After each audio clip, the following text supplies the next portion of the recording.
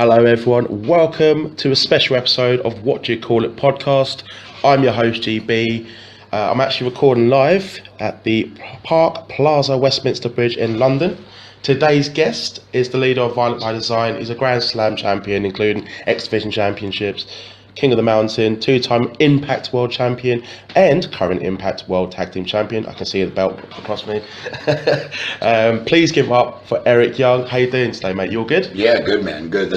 I haven't been punched in the face once today, so that's for me. That's a solid day. This has been very good. It's still early for you, though, mate. It is. I mean, there's lots of hours left.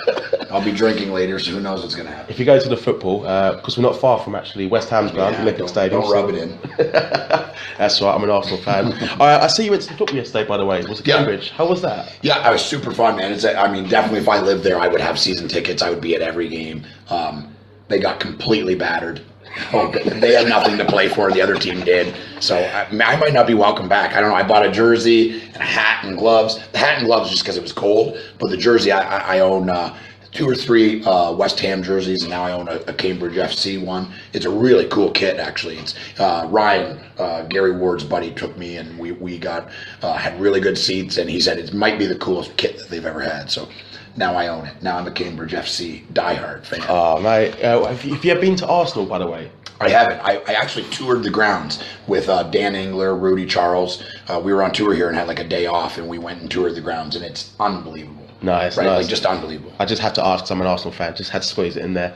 But no, that's awesome, man. I know this is not your first time in the UK, and I spoke to you before recording that I met you here about 7 years ago in Colchester. Yeah. But I want to hear from you. What are your favourite things about the UK? The culture is cool. Like the fact that people get off work and go to the pub and have drinks, and you can go in there and there could be a 70-year-old couple. There could be a dad and his kids and a young couple or a young married single couple or a bunch of young guys, rowdy guys drinking in the corner and hooting and hollering. I don't know, something about that is really, I don't know, it's just cool, man. It's just different. I think part of it is different. I'm an experiential person, and I want to travel everywhere and see everything and meet all these different people and different ways of looking at life and experiencing life. So I've always enjoyed it here. And I think part of it is just that it's different. But I'm not afraid of drinking a pint here and there. So this is a good place to do it. And I'm glad to hear that, mate. And hopefully you come back as well, because I know you're on a current tour. In the UK wrestling scene, who's caught your eye? Yeah, I mean, it feels like it's kind of been a hotbed for the last 10 or 12 years, before this, when I first started wrestling, that's a long time ago, but they did like camp shows and they did like tribute shows where people would dress up as Kane and stuff, like fake Undertaker. Yeah, 5'10" Kane, and I'm just like, what the hell? How is this popular? But I know that it was.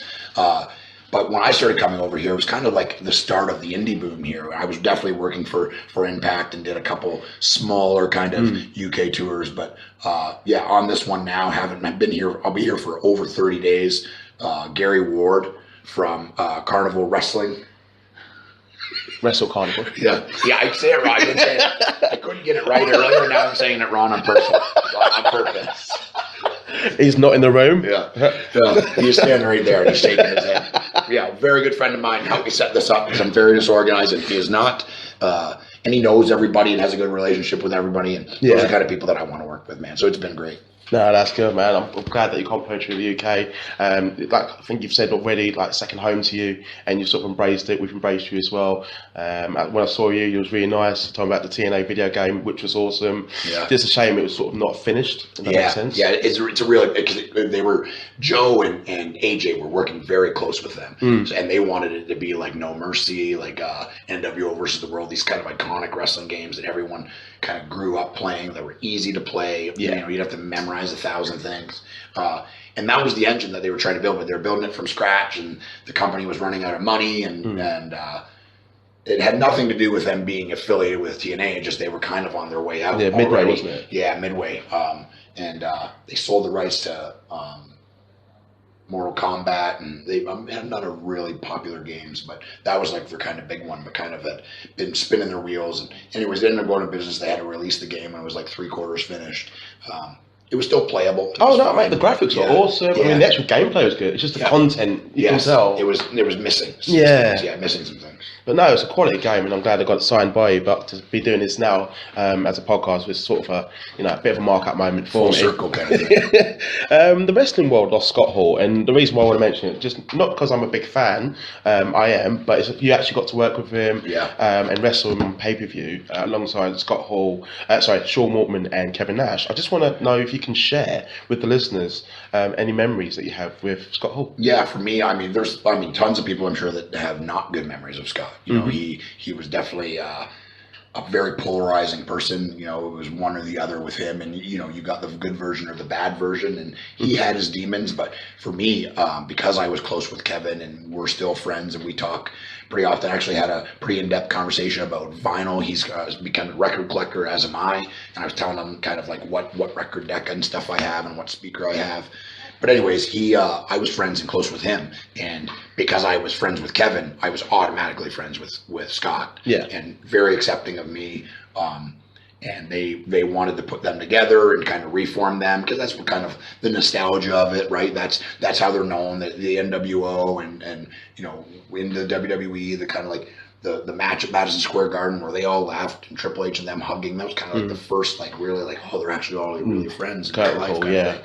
That was the first kind of like big dirt sheet moment. I can remember being a young kid and reading about it and stuff. But they chose me, you know, and I'll never forget it. I'll never forget what they did for me and put me on the map as kind of like a more serious competitor. And you know, I was there to carry the mail and carry, you know, do the heavy work, and I was young and I was able, and I would still do that for them to this day. You know, it's them choosing me though. They didn't have to have me in the group. They chose me. Yeah. They requested me. They went to the writers and to the people organizing and said, if we're doing this, he's got to be with us. I can imagine them saying at the time, no, we don't want him, because they would have the power. You know, we hear about it, but you was there. They chose you because they liked you, and that must have, you know, it must have been a massive honor. Massive honor. Guys that I grew up idolizing. Always loved Kevin. Always loved Sean and Scott as well. Like Scott was one of my favorite guys to watch for the majority of, you know, when I was young and getting in. He was definitely a reason I was drawn to wrestling. Like Razor was so cool, you know what I mean? You wanted to watch him, and everything he did, you just couldn't take your eyes off him. Just so believable and larger than life, and just the charisma, like just oozing out of every part of him, you know, not the machismo. I mean, I don't know anything about that. Charisma was just, you just could not pay attention to him. No, that's good to hear. I think the listeners will appreciate it as well. There was one thing I think, I don't know if you get told this a lot, but like you are one of the most versatile men in wrestling history, not just now, but of all time. Yeah. The reason I say is like you've had numerous character types over the years. I've got to ask, what do you think is the key to success when it comes to a wide range of personas and styles? Yeah, I mean, I think the key to success for that is to be open to it. You know, like I got into wrestling thinking like, oh, I'm going to be this one thing. You know, I wanted to be Shawn Michaels. That's who I wanted to be. I had, you know, I wore pants with trunks over the top because he wore those. I don't know. Everyone's like, why are your underwear over top of your pants? It's because Shawn Michaels does it, and it can't be wrong. You know, so I wore gear like that for, you know, the first probably 6-7 years I wrestled. Yeah. And, you know, coming to a very quick realization that I am not good looking. You know what I mean? I am not super charismatic. I'm not going to be Shawn Michaels. I got to become something else. And I was open to whatever it was. I always thought that, you know, like, I think, you know, and I've said this a bunch today, and you've probably heard it because you've been in this room for a little while, is I'm not the best at any one thing, but I can do everything at a very high level. Yeah. You know, and I think that's why I'm versatile. Like my biggest asset I've always found, and I've always thought, even when I was in Team Canada and I wasn't speaking and I was just a guy kind of wrestling, I was kind of like the workhorse of the group. You know, taking all the bumps and feeding all the comebacks and taking all the pins, and that's who I was, you know, and that was my job, and I was good at it, and I loved it. Like, I mean, I was on TV, I was wrestling independently all over the world because of my, you know, the role I played on television. Team Canada had all this heat, and people hated our guts, and I don't know why. I don't know what Canada ever did, but hated us. Just hated us, and it was amazing. But I always thought, just give me a gimmick, because like my gimmick in Team Canada was, my name is Eric and I'm from Canada. That was my character, you know, and I begged them, just give me a gimmick. It doesn't matter what it is. I'll be anything. You know, I mean, I'll be the goat harder. Whatever it is, you know, that's my number one skill, is my ability to take what they ask and then manipulate it and do things in a certain way to make people believe that I am that person. Like, I think you guys both said it, like, oh man, you're way bigger in real life, right? And no wrestler gets that. It's always like, oh, you look way bigger on TV. It's always the opposite, you know. I always get, oh man, you're way bigger in real life. Yeah. I'm not a massive person, but I'm almost 6 feet tall. I'm 235 pounds. I'm a big man, you know. But I think it comes from being in a role, the majority of my television career, where I fought from underneath. I was always on my back. Yeah. You know, I was always kneeling. I was always under the guy, kind of trying to fight back to my feet, because that's what a good babyface does. So I think part of it is that. Part of it is that I have short legs. You know, it's this really long torso but very short legs. So, but yeah, I mean, I always took it as a unique challenge, and I looked at wrestling as every second of every match and every segment is an opportunity to tell part of your story. Yeah. Whether what moves you do, and how you walk and how you talk, how you look and how you move. And every time I've done a different gimmick, I've done it differently. I wrestle completely different now than I did 6 years ago as Eric Young, scared of his pyro. Eric Young, world champion. Eric Young, world elite. Married to ODB. Married to ODB. Each time I do things differently, because I'm trying to convince you that that's who I really am. Yeah. I'm none of those people. You know, my real name's Jeremy Fritz, and I'm just a regular dude that picks up my dog shit in my backyard. But in the end, my job is to convince those people watching, that that's who I am. I want them to believe that with every fiber of their being, in every second of every whatever promo, walk to the ring, pull apart, wrestling match is an opportunity for me to back up what I'm trying to tell them, make them believe what I'm selling. But it's amazing how you can transition from like comedy to underdog to world class maniac to world elite, and just everything. You evolve in what you are now. I mean, you're leader of by design. I just think it's incredible. Yeah, I mean, obviously, it's. I think it's something that I'm very proud of. I think probably the thing I'm most proud of is the versatility, and I think it's another reason I've been able to be relevant for so long. I haven't spent a ton of time as the main guy or the top guy. I've spent most of my time in the middle. But I think like having somebody like me on your show, I'm valuable in ways that other people aren't, because I can do all of it, right? Like I could go out and wrestle Jay White in a 25-minute match. I just proved it in New Orleans, at the pay-per-view. That was quality match, by the way. It's an unbelievable match, and people are jumping on Twitter like, "Oh man, you couldn't believe how good it was." What do you mean you couldn't? I've been doing this for 18 years. Because I'm not asked to do it every time I'm on the show, doesn't mean I can't do it. No. Right? Like I offer other things. So for me, it's awesome. And then doing the comedy stuff definitely extended my career. I could go weeks and weeks at a time without even wrestling a match. I missed that. Yeah, I missed it too. It was amazing. So fun. I didn't even have to think. I just show up and goof around, basically. Scared the pyro, man. Yeah. That made me a fan. I mean, if you've ever been inside when that goes off, it is loud as hell. I wasn't just you then actually being shit scared though. No, I'm doing it on purpose, but I'm taking it from the point of fact, if you don't know, and the pyro guys loved it because they would do it at different times, so I would kind of never know when it was going to happen. I didn't know if they would do it at the top of the ramp or I'd start to go. Yeah. Sometimes I'd come out and I'd look at them, and oh man, it's going to go. It's like, okay, it's not going. Then I start to walk like I'm all proud of myself that it didn't go off, and then it would go off and I'd fall down. So that to me, that's a story element, right? I'm trying to convince people that I'm scared. I refuse to lock up with wrestlers, and there's lots of guys that got mad. Like I can distinctly remember wrestling Low Key, who's a very good friend of mine, and I think an iconic talent, just limitless talent, like one of the most interesting people in professional wrestling in the last 20 years. He was doing things that was blowing my mind 15 years ago, before anything of the style now that's happening. He helped create that style that we see on TV now, and just an iconic performer. And me and him, always got along very well, putting the match together. We'll lock up. And I was like, well, I don't lock up. He's like, well, what do you mean? He goes, well, you're a wrestler. And I was like, I'm not a wrestler. I'm terrified. The story we're telling, I'm scared of my pyro. I'm scared of the fans. I'm scared of the ref. I'm scared of the announcers. I'm certainly scared of you. So I never moved forward. Yeah. Part of my telling that story was I wasn't just that in promos. I wasn't just that in vignettes or whatever. And then the bell rings and I start whipping guys all over. Now there's a huge disconnect. Wait a minute, wasn't he scared? Right? Yeah. My belief is that's phony. That becomes transparent. Mm-hmm. People see through that. Well, he's not really scared. He's beating the shit out of this guy. My games. Right? Yeah. So part of it was My gimmick is when I was scared and I refused to lock up. I would never physically engage. I would run from him and then he would catch me in a waist lock and then we could do a little thing, right, and get to whatever it was. That's the beauty of pro wrestling. There's no one way. Yeah. There's no one. It's art. There's no one way to do it. It's all subjective, but there's all kinds of ways to tell a story without just doing it. Lock up. You do this. I do that. That's boring. The people have seen that a million times. Yeah. So I was trying to offer something else. No, I mean, you did, man. I mean, that's why you've been installed top of the game. Just a few more questions. Sure. I have to ask, how would you compare your first run to your current run in Impact Wrestling? Yeah, I mean, my first one, obviously it was 12 years, and I did a ton of different things, saw a ton of different regimes come through, and, you get your footing and then they'd fire those people and new people come in, they'd wipe the slate clean and everyone had to start back at zero again, start figuring out and building a relationship with the people that write and letting them, whatever it was, it was just kind of a lot of turnover in my first 12. But, I wanted to wrestle since I was a little kid. Basically decided, my first year in high school, 9th grade, saying that's what I'm going to do for a living.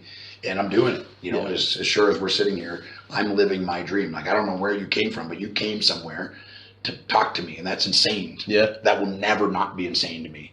When people see me and they recognize me, this weird old guy was taking pictures of me at the pub last night, like, sneaking photos of me. And I caught him doing it 4 or 5 times. I'm like, this is more weird. Just come and ask me.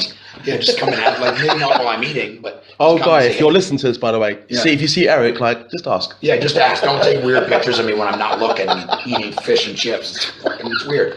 But yeah, I loved it all, and I've done it. I've seen the card from every single angle, and I think for me, like, I have a very unique way of viewing wrestling because I have experienced it from every angle. Yeah. Right. A person that is just a wrestler or is just a comedy wrestler or is just a tag wrestler can't understand wrestling on the level that I understand it because I've done it from all angles. I've seen it all different ways. And the second run, I mean, this is, I think, the most fun I've ever had, to be honest, in wrestling. And that's not made up. That's, I think I would be having a good time regardless in winning the world title and being in VBD. It doesn't have anything to do with it. It's Scott D'Amore and Impact Wrestling has created this very special place, has cultivated a culture and like a team bond and a group bond with the people that are there. You feel like you're part of something special. It's not the biggest. It seems more consistent. It's not the most viewed. Yeah, its consistency is the big thing, right? Like where before, the writers are switching and the vision is switching. Scott is the leader. Yeah, he's the man. He's the boss, and it's very clear. And he tells you what he wants, and you're going to do it or you're going to hear about it. But that's what a leader does. He's not everybody's buddy. He's there. He's there to get the most out of us and to make a successful product. And he's done that. I've said it to him 5 or 6 different times. He's created something special, something I have never been part of in wrestling. We're all our own business. We're all independent contractors, and we're all out to get our piece of the pie. But it truly feels like at Impact, everybody's pulling on the rope at the same time. And I said this. They kind of asked me to say something in a meeting one time, and I said, just look, like, the most important thing in this company is for all of us to make the best wrestling show possible. Because when this company makes money, we make money. Yeah, that's what success is. If there's no money to be made because the show's no good, no one's getting it. No, there's no money to be made. If we're making a successful show that is growing in viewership and growing in marketing and growing in all of these things that are important to make money and grow the brand, and in turn, it's the high tide raises all ships. Yeah. Right. So that's I've always looked at wrestling that way. It is a group effort, and try not to step on each other's toes. Try not to do things that other people are doing. Try to support each other. I mean, everyone's got their own things and their people they hang out with and their friends and this stuff. But it really does feel like a team effort. And Scott has cultivated a very impressive and very addictive culture, and I want to be part of it for as long as I can. No, man, I'm glad to hear that. I've got an interesting question to ask, and it's about by design. Just because you've been in various factions and stables over the years, such as Team Canada, World Elite, before being Elite was called, right?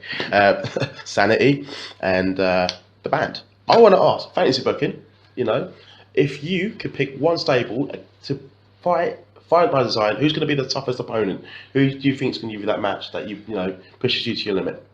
You mean out of the ones I've been in, or just out of in the ones you've been in? In the ones, I mean, so basically, you're going to be in that one as well because of the people in it. I think World Elite. We had Aldous and Doug Williams, who I'm going to see tonight. I'm pretty excited about. Haven't seen Dougie in a long time. Nice. We had Kiyoshi, we had Davari, we had Rob Terry. You know what I mean? Like, there's just this vast wealth of talent, right? Mm-hmm. And we were also kind of in bed with, for lack of a better term, with the Main Event Mafia. So having all those personalities and who VBD is and who World Elite was and Main Event Mafia, there's so many layers to that.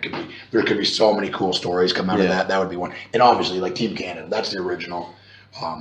It's an amazing thing to be, to your dream come true with 3 or 4 of your best friends, people you've known for tons of years. Petey, Scott, and Bobby I'd known for years. I mean, Johnny I met there, but we became very close too.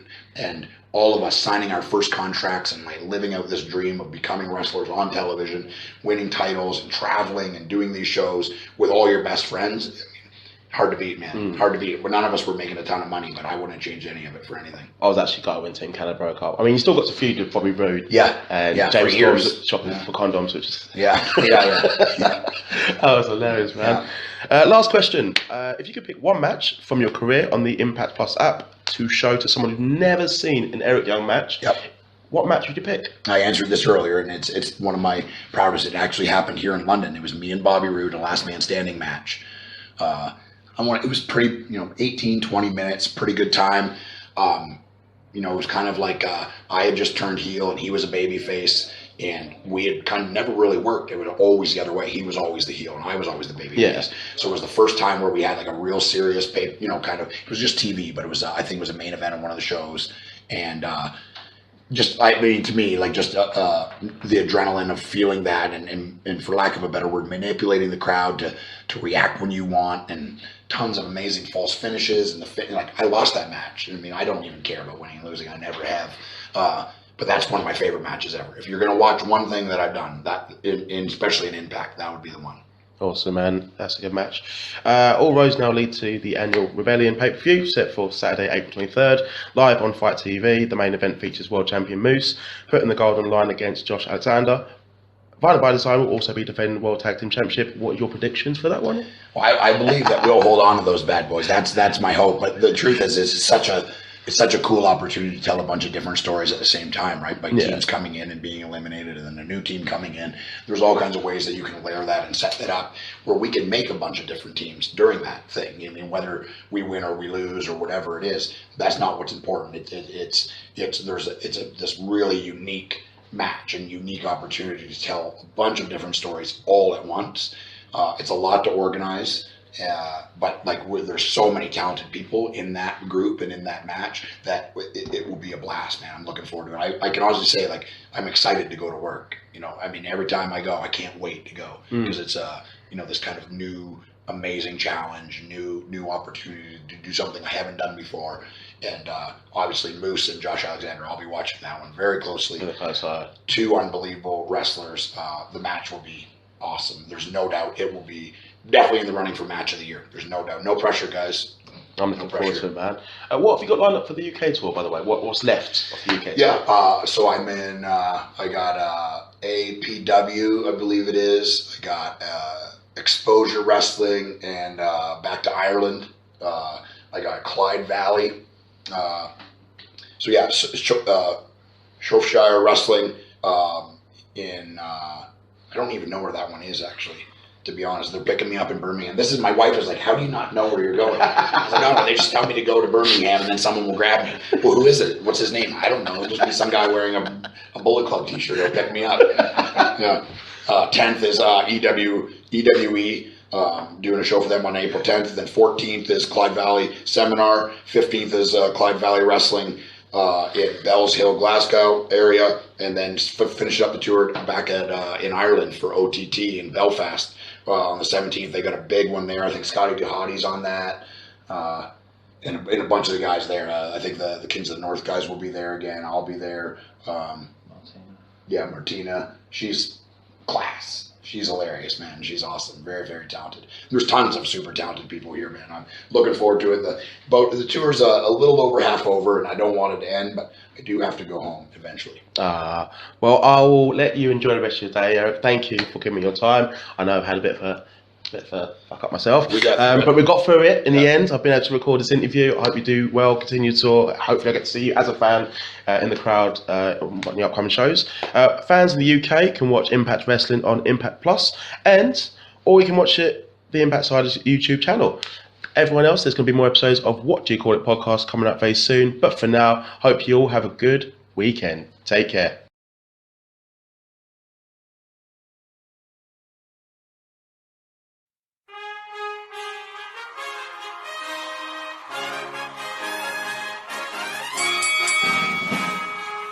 Ladies and gentlemen, boys and girls, children of all ages, it's time for What Do You Call It? Podcast!